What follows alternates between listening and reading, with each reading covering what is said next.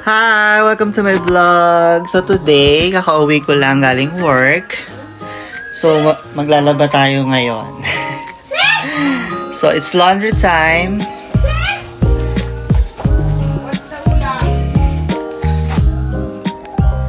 So ayan. So ito po yung mga hindi ko today.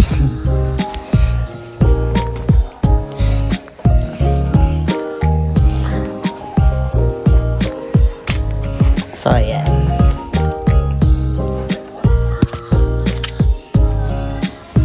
So, mamaya, pupunta tayo doon kung saan kami nag-laundry.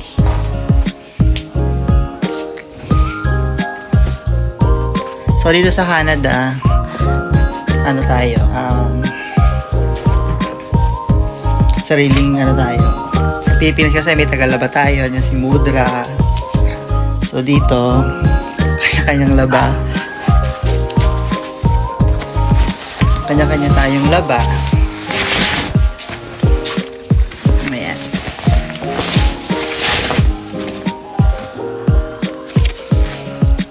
So, i-ano ko muna to. Isa-separate ko muna yung mga damit ko. Then, babalikan ko kayo. So, ngayon, isa-separate ko muna yung mga damit ko. Yung mga pang... Separate ka mo? Hindi ka naman nagaganyan?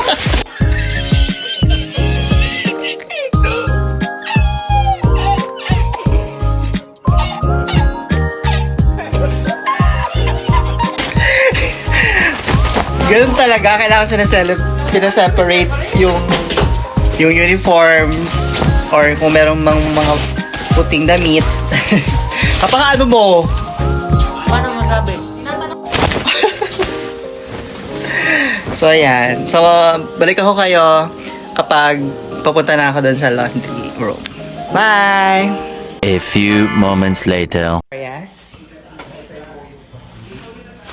So, ayan. So, unfortunately, hindi po nag-save yung video kanina habang naglalagay ako ng damit. So, ulitin natin yung video. So, ayan. So, ito po yung papunta sa laundry area. Yan po. Ayan.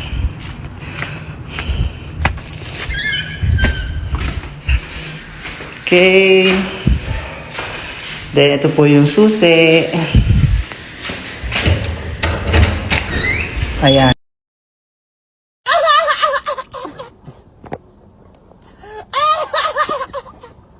So, ilagay na natin kanina kasi so ngayon, ito po yung kanina. So, under na siya. So, dito po tayo. So, meron pong dalawang machine. So, yung isa $2. Dito po tayo naglaba ngayon for $2.50. So, andito siya ngayon. So, hihintayin natin siya for 45 minutes for washing. Then, after, nababalik tayo for drying naman. So, ayan po yung laundry areas. So, ayan. So, hindi naman siya malayo doon sa apartment. So, sa kabilang building lang. So, walk. So, balikan natin siya for 45 minutes.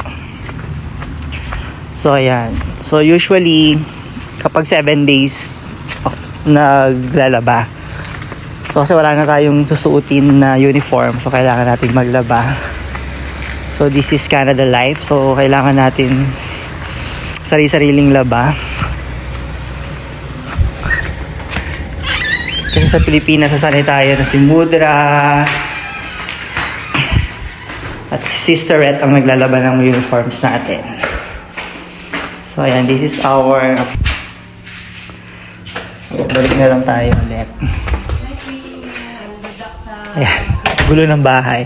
So, ayan po yung susi ng laundry. So, usually sa isang apartment, isa-isa lang na susi for laundry. So, balik ako kayo after 45 minutes. Bye! A few moments later. Nabalikan na natin yung ating washing. So, for 45 minutes. Ngayon, na-transfer na natin siya dito naman sa So, ayan. For drying, $2.50 din. So, kanina sa washing, $2.50 din. So, total niya $5 ang isang daba dito sa Canada. So, i-convert niya lang into peso.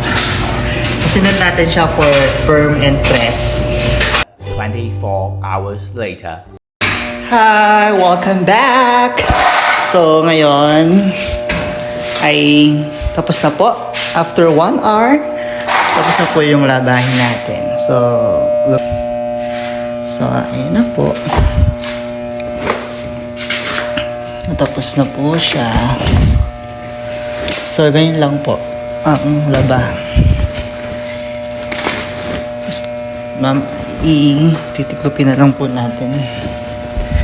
Later.